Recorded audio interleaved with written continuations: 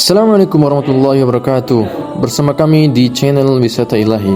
Hari ini kita akan membahas cerita tentang Nabi Nuh alaihi salam, di mana Nabi Nuh alaihi salam adalah rasul pertama yang diutus Allah dengan risalah ketuhanan kepada kaumnya. Ketika mereka berubah menyembah berhala-berhala dan terus-menerus dalam kesesatan dan kekafiran, Allah telah menyebutkan nama-nama berhala yang dulunya disembah oleh kaum Nuh. Allah pun berfirman, وَقَالُوا لَا تَذَرُنَّ آلِهَتَكُمْ وَلَا تَذَرُنَّ وَدًّا وَلَا سُوَاعًا وَلَا يَغُوثَ وَيَعُوقَ وَنَسْرًا. Mereka berkata, janganlah kamu tinggalkan Tuhan-Tuhan kamu, dan janganlah kamu tinggalkan Wad, Suwa', Yaghuth, Ya'uq, dan Nasr. Quran Surat Nuh ayat 23. Kaum Nuh menyembah Tuhan yang lain, sebagaimana ditunjukkan oleh ayat tersebut. Dan ada yang mengatakan, mereka menyembah bintang-bintang yang berpindah-pindah. Oleh karena bintang-bintang ini nampak di waktu malam dan lenyap di waktu siang, maka mereka menjadikan berhala-berhala itu sebagai perantara untuk mendekatkan diri kepada Tuhan mereka.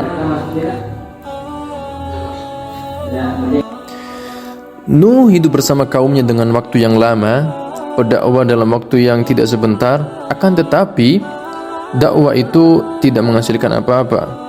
Bahkan dikatakan bahwasanya Nuh menghabiskan umur 950 tahun, tapi tidak mendapatkan kaum kecuali sedikit. Nuh berkata kepada kaumnya, sesungguhnya aku peringatkan kamu akan siksaan Allah dan kujelaskan kepadamu jalan keselamatan. Maka sembahlah Allah dan jangan mempersekutukannya. Karena aku khawatir apabila kamu menyembah selain Allah, maka Allah akan menyiksa kamu pada hari kiamat. Ucapan Nuh langsung dibalas oleh kaumnya sendiri. Hai Nuh, engkau telah memusuhi kami dan terus-menerus melakukan hal itu. Maka jika engkau berkata benar dalam dakwamu, berilah apa yang engkau ancamkan kepada kami berupa siksaan. Nuh pun menjawab, urusan itu terserah Allah. Dialah yang memberikan siksaan atas apa yang Dia kehendakinya, dan tidak ada satupun yang bisa menghalanginya. Karena pembangkangan yang dilakukan oleh kaum Nuh, akhirnya Nuh pun merasa kesal dan dia pun berdoa kepada Allah. Wahai Tuhanku, sesungguhnya aku telah mengajak kaumku untuk beriman kepadamu dan meninggalkan penyembahan berhala. Aku sangat mengharapkan keimanan, maka aku terus berdoa dan berdoa. Ternyata harapanku sangat sia-sia. Mereka malah semakin membangkang dan durhaka.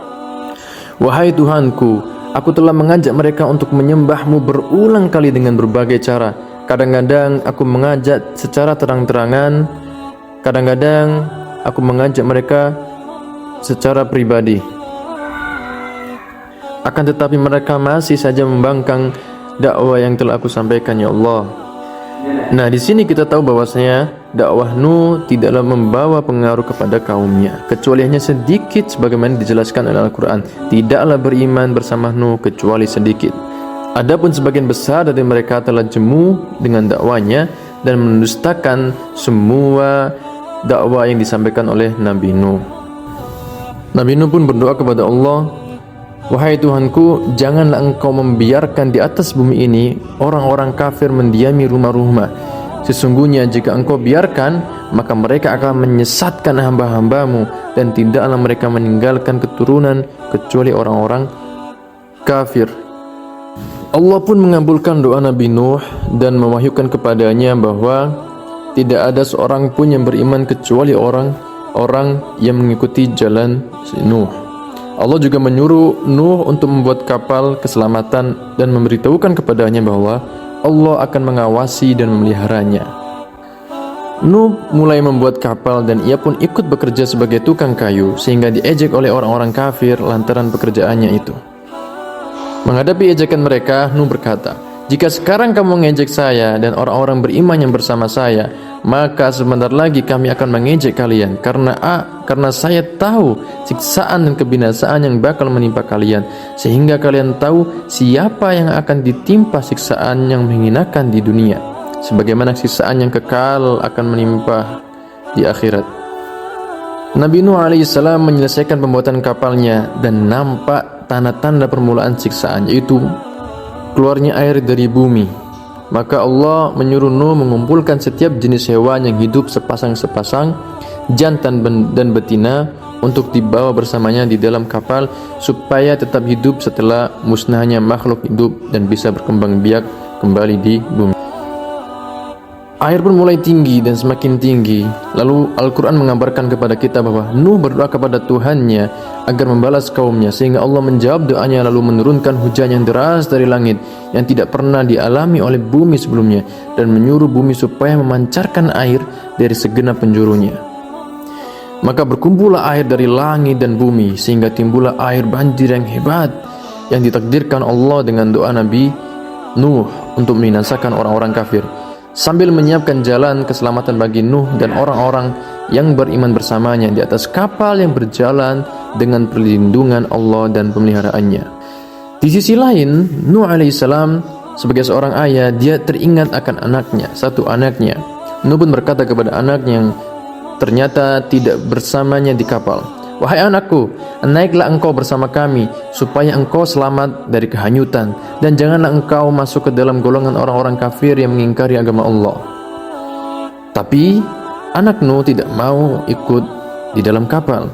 Maka ia pun berkata, "Aku akan berlindung ke gunung yang tidak bisa dicapai oleh air sehingga aku tidak tenggelam." Ternyata airnya tinggi melebihi gunung, jauh lebih tinggi daripada gunung yang ada di bumi, sehingga anaknya Nuh pun ikut tenggelam dan mati bersama orang-orang yang kafir. Ketika Nabi Nuh melihat anaknya tenggelam dan mati, dia pun berdoa kepada Allah agar mengampuni dosanya. Namun Allah menegur bahwasanya anaknya yang kafir itu bukanlah keluarganya. Ketika mendapatkan teguran Allah, Nabi Nuh pun menyesal dan memohon maaf atas apa yang dilakukannya.